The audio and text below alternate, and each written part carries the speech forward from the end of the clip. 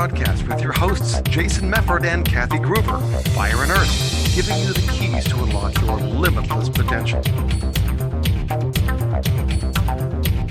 Welcome to another episode of the Fire and Earth podcast. I'm your co-host, Jason Mefford. And I am Kathy Gruber, and we are so excited to have another phenomenal guest. This gentleman is an amazing magician, an incredible entertainer, quite the philosopher. He's one of my favorite people, Hannibal, directly from Los Angeles, and one of our favorite performers at the Magic Castle. Welcome, Hannibal. Thank you very much. Wonderful to be here. Thanks for having me. Yeah, you're very welcome. So I'm so excited about this conversation because we're not quite, as a lot of them, we're not quite sure where it's going to go. But I wanted to have you, I wanted to have you on because you're an incredible performer, and you have really just created this environment and created this life around yourself that inspires and entertains so many people. So give us an idea of like how you got into magic, and we'll take the conversations from there. Okay. I got into magic by accident. I was working in 1992, summer of 1992, I was working for a family resort in Charlotte, North Carolina. I was writing scripts and performing live action plays, musicals, and puppet shows for this family resort. My job was to write scripts. I had a partner who wrote music, and we created these shows that would generally run for a week or two. In that interim, I wrote a show that contained a street performer, a hustler, a low-life kind of a dude. And so I went to the public library and I learned a couple of card tricks in order to play that character. Now, the family resort job went away. We literally came in one morning and the gates were locked and the whole place had shut down and never reopened. Wow. Never got my last paycheck. And as you might imagine, script writing jobs in Charlotte, North Carolina are scarce. They're smaller. You know? I thought that was one of the hotbeds of the film industry now. Until we decided to, North Carolina decided to overtax the people coming in and lost a lot of stuff to Georgia. We were for a while, but alas. So in the discussion I had with my wife at the time, I said, well, I'll look for something else. I'll look for some kind of performance work because I've been a performer since I was 6 years old. Something will come along. In the meantime, I know a couple of card tricks. I wonder if I could actually be a street performer and make that pay off. So I took the props and the table and everything from the play I had written and went uptown in Charlotte, North Carolina. And on day one, I made $87. Just stopping people and showing them the two card tricks that I knew and telling jokes and bantering with them. And I never got another job. I never replaced the job. I did street performing for a very long time and moved that into bars and restaurants. And from that leveraged corporate work and motivational speaking. And then 2 years ago, now I picked up the magic thing in 1993. And then skip ahead. 2 years ago in 2018, I moved to Los Angeles as a newly single man to continue this journey. And we're very happy you're here. I'm glad to be here. I have watched you perform so many times now. You play with the crowd. I do. In such a way, it is so beautifully manipulative, and you take them on this, like in the best way, take them on this incredible journey. So what does that do for you as the performer, to getting so into that character and so into that banter with the audience? Where does that take you? Kathy, it's such a dance, and it's literally. My mother insisted when I was a kid that I learned ballroom dancing and that I learned jazz and tap and stage. That's really how everything got started. And with ballroom dance and with certain types of that kind of like waltzes and tangos and everything else, light touches can change the entire direction of what you're doing. And as the lead of the dance, you decide we're going to do this way, and you can do it with a step or a gentle nudge in this direction. And that's that same back and forth. With the intimacy of a close-up or parlor-sized audience, to where you get a feel of the rhythm of the group that's around you, and you nudge them in the right direction. That's really the best way I can describe it. Is I have a gift of a feeling of, I recognize that you're looking in this direction and this is what you're thinking, and I just try to pull all those elements together, and it's largely unconscious. I've done it for so long, and I'm going to credit that, a lot of that, to street performance, because the crowd changes and it moves and it breathes, and people walk away and new people walk up, and who knows what their day has been, or what and with that, they're not a captive audience. Mm-hmm. If they get bored, if they've got something else to do, they can literally, in the middle of whatever you're doing, can just walk away, and they won't if they're engaged. And so I learned early on to engage and start the dance. Well, it's got to say, because again, I mean, both of you are performers. I guess I perform in kind of a different way from a corporate perspective, but it's always interesting how, a lot of the big movie, film stars, TV stars end up going back and doing things like Broadway and other live performance stuff. And I've got to imagine, because like as you're talking about it here, I mean, movies are magical to the people watching them, not to the people making them, right? Because they're a pain in the ass. It's like, all right, do that scene again, reset, all this kind of stuff, right? Back to one. Yeah, back to one. Here we go. But a live performance, because it's live, like you said, there's that energy, there's that rhythm of the audience at every single night. Even if you're performing the same play, you've got to assume each performance is slightly different. Oh yeah, because of the audience, and especially like street performing, that's got to be one of the hardest gigs. It's like stand-up comedy or anything else, where it's like you've got to be a good performer, or else you don't hold the audience, and it just spirals downward pretty quickly.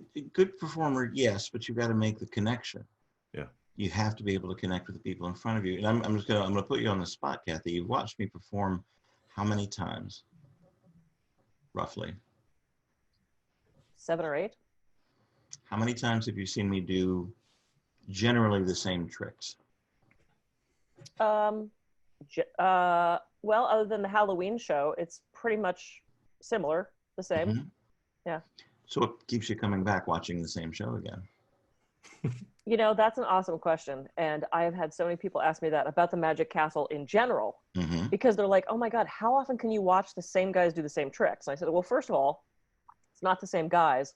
And second of all, though it's maybe the same illusion or the same sleight of hand or the same trick, it's the way it's done. It's the pattern. It's the story that goes around it. And even if I know how they're done, because I know how most of them are done, to me, it's the knowing how it's done and not seeing them do it, or seeing them do it and go, holy shit, that was so great, the way he palmed that, the way he, it becomes the artistry of it at that point. Okay. And the other thing that I really like, especially with you, I like watching the people around me watch the magician. Right. So there's been so many times, especially with like Mike Pashota, who I also want to have on the show, or I mean, like that kind of performer, John Armstrong or Handsome Jack, like I will sit back and watch the people in the crowd watch him. Yeah. And there's such an energy about that to me, of people going, oh, or no, holy shit, You're right. Yeah. Because as an adult human, when do we get to have that awe and that wonder and that mystery? I know. So rare. It's so rare. And I contest to you, it only genuinely comes out in live performance. You can be amazed and astonished and entertained by virtual magic or things on screen like this. And that's going to be largely and more explored in the future because of this particular situation. Yeah. But live performance is when you get that raw energy and that raw human feeling. And the secret is that's where my show is. Because I watch them all the time. I know. I've seen me enough. You don't carry a mirror around and watch yourself while you're performing. Yeah, no, I want to see what's coming this way. Yeah.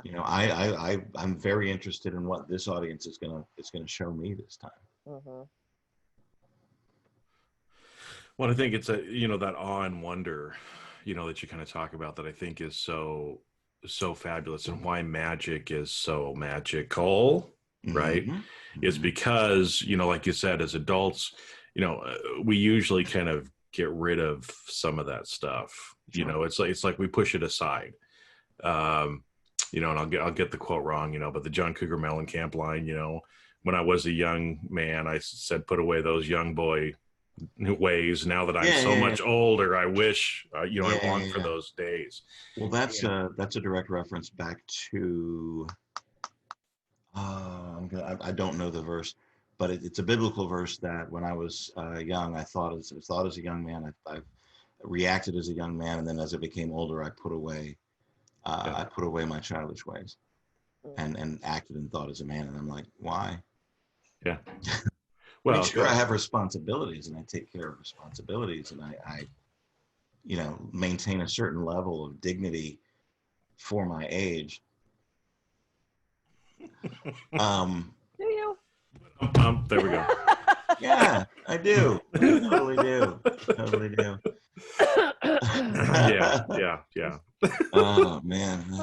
Weird. Something in there. No, I like this one. I think my favorite. For anybody just listening to this on audio, they're like, "What the hell are they doing?"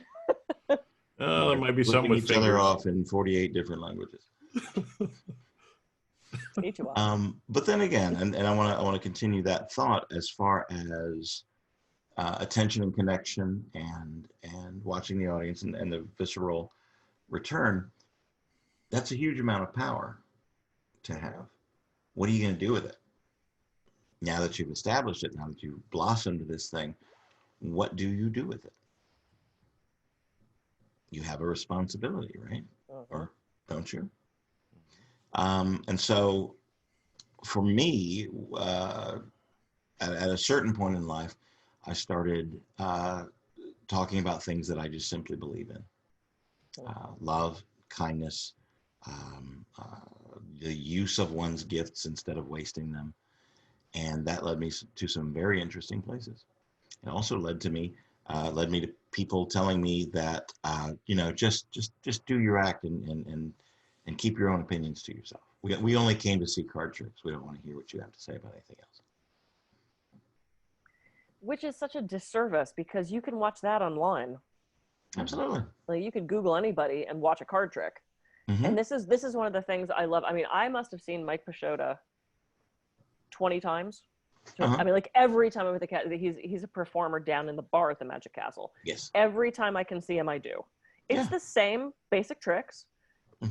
It's the same basic patter. I could probably do his show, except I don't have the dexterity to do any of it.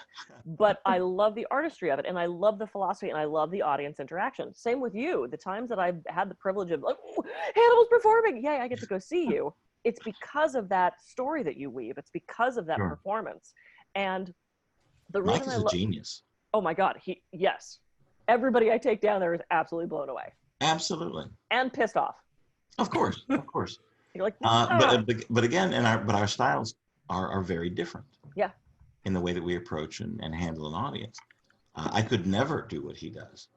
He's at his own level. He's carved out his own place, and it's perfect, and because it's perfect, he keeps working on it and refining and polishing, and it just gets for me, every time I see it, it's better every time.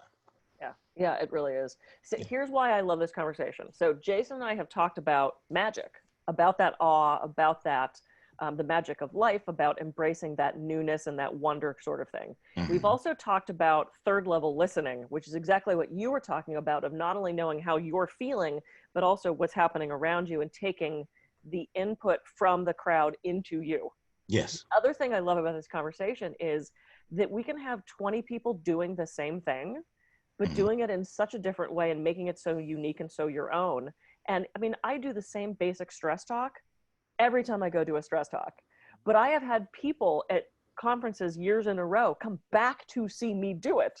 They know it's not new. They know it's probably going to be the same stories and but it's that performance. It's the way I weave the stories. So for people that think they have to continually reinvent themselves, I mean, yes, you want to keep growing, but I don't think you need to be a different human every single day. I don't know. It's like this sort of double-edged sword kind of thing. So a few years ago, I had the opportunity to open for Davy Jones from the Monkees. He was doing corporate work at the time. He was traveling around. And we did a tent show on the lawn of a large mansion in the mountains of North Carolina. They hired me to warm the crowd up for Davy Jones. And I certainly did my best. And I got a great connection.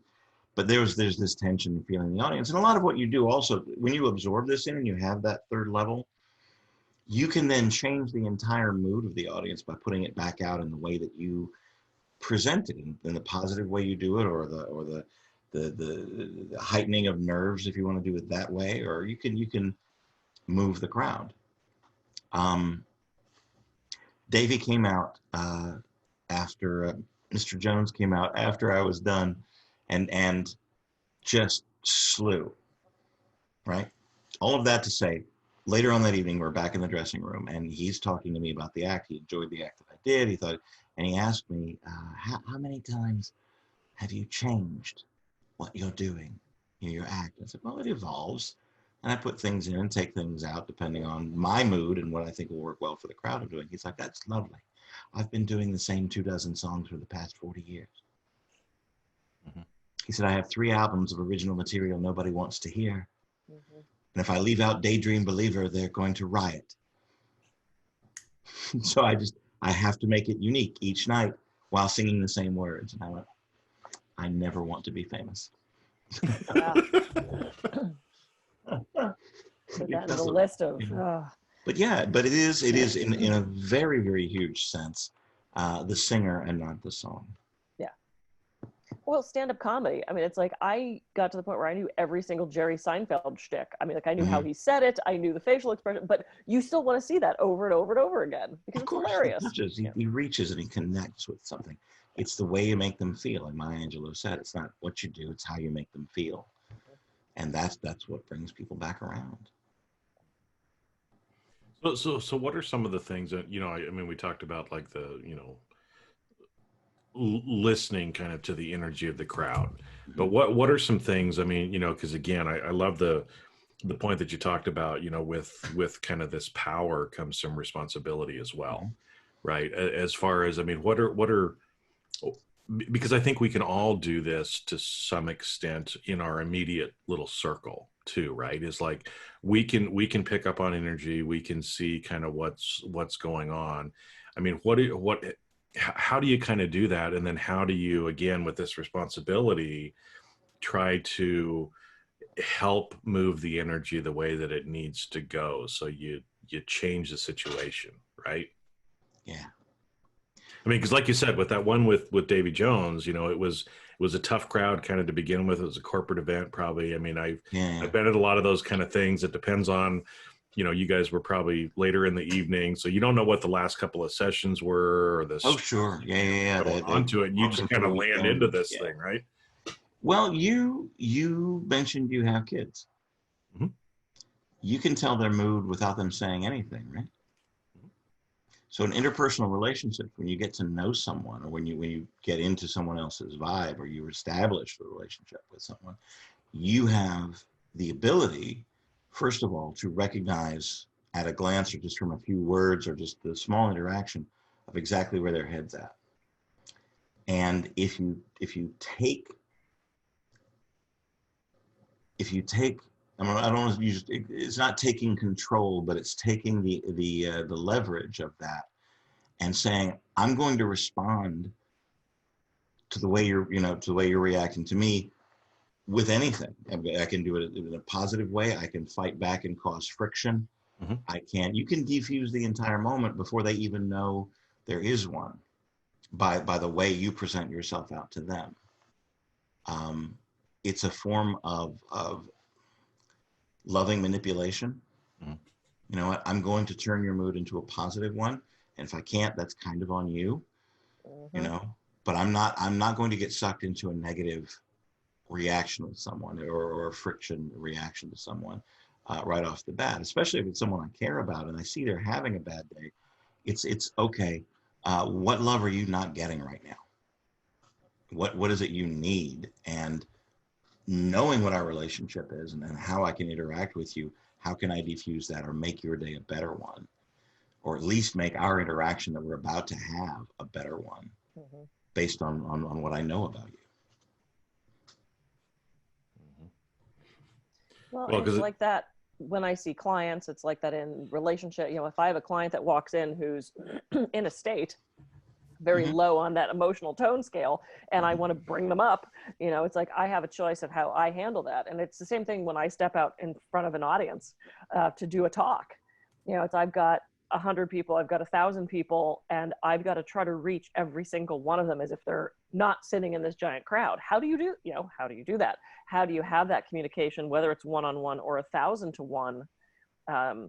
It's a juggling act because you've got to read that input, process that input, and spit something back out. Exactly. So it's and I love that dance metaphor because that's exactly what it is. It is these subtle movements and these subtle changes, and just sometimes that pause where the audience goes, what you know, you get quieter, or you use vocal tone, you all those things we were trained in as a performer. If we can bring that to everyday life, we're going to be more effective communicators, more effective business people, all of that stuff. Yeah. And you can change attitudes with just the way you're holding yourself, just your expression on your face and the way you react to things. Yeah, because you're talking about it, I remembered the concept of pace, lead, like from a rapport standpoint, you know, where you kind of, you pace once or twice with wherever they're at, and then you make a lead change, right? So again, if somebody's, you know, maybe feeling down, you try to kind of understand and kind of go with them for a little bit, and then you try to move them a little bit up in that area and see if they're going to follow you. If they follow you, then you kind of, you know, again, pace, lead, and eventually you kind of move people up, you know, in where you're going. And Kathy, as you were talking too, you know, about the big groups, you know, because again, as a public speaker also, you know, I've always been taught what you do to one, you do to all.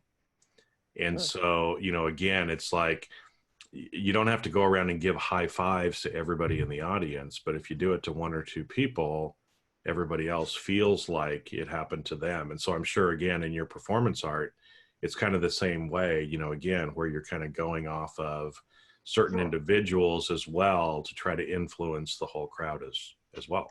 And the one thing magicians could learn, one of the most important lessons they could learn is exactly that. Because if you are belittling one person, if you're making one person the brunt of the joke that you're telling, or being skeezy, or being, you know, inappropriately flirting, or whatever, you know, whatever level that comes off of, you're making everybody else in the room uncomfortable, or making them feel like, you know, you're doing it to me as well as you're doing it to this person.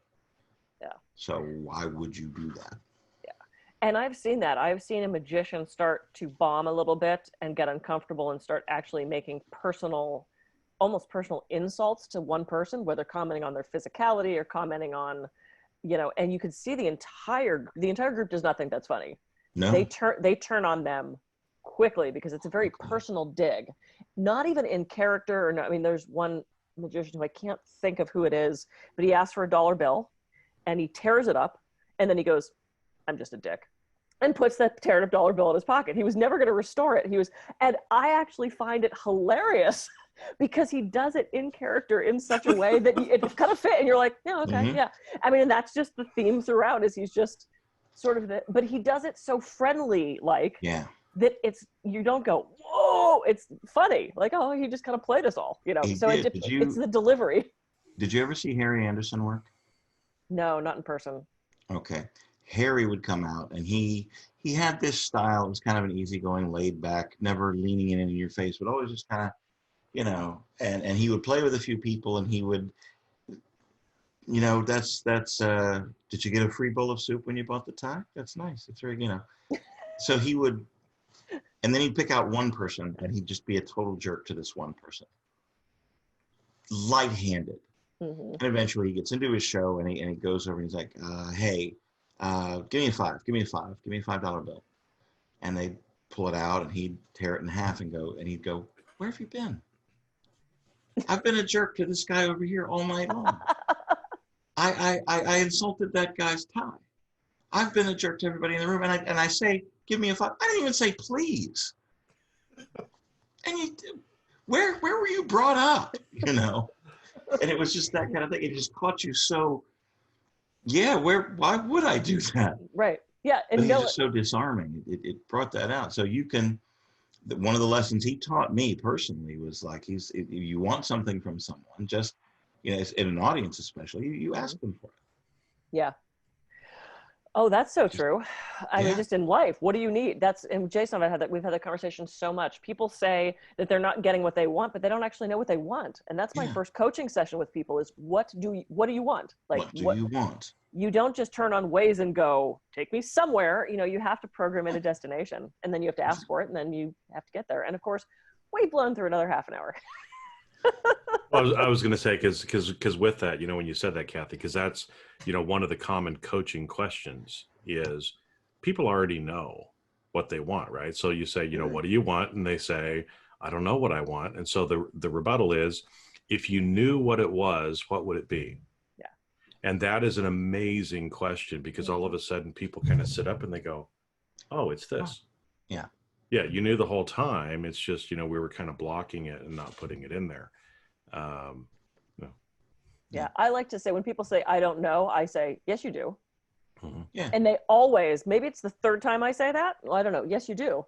Well, I don't know. Yes, you do. Well, it's probably, and then they have an answer. You know, it just takes a little bit of. There's a lot of fear in standing up and just saying what it is you want. Yes. There's a ton of people that just live in fear of just acknowledging what it is they really truly want out of something. Have we done an episode on fear yet? On fear? Big life change. and is afraid to say what she wants, you know, out of the life she's got. So she's struggling with that. Yeah. Fear is huge. All right. So Hannibal, any final thoughts? And then how can people reach you, to book you, to contact you, to all that good stuff? Stay home, wash your hands. Yeah, seriously. If you, the question that I get most from magicians that, you know, Kathy, I'm successful at what I do. And I'm not successful because I make a lot of money. I'm not successful because I'm famous as a magician. I guess I have a certain level of recognition among my peers. I'm nominated for 2 awards this year. I was nominated for Close-Up Magician of the Year and Parlor Magician of the Year. I don't know how that happened. My first advice to any magician coming up, I'm successful because I do what I love and I reach people and we dance together. Have a kick-ass show. That's the only thing you have to do. As far as getting along in life, listen when somebody's talking to you and respond with kindness. That's it in a nutshell for me right now. 54 days without performing. Nobody sent me a chip or anything.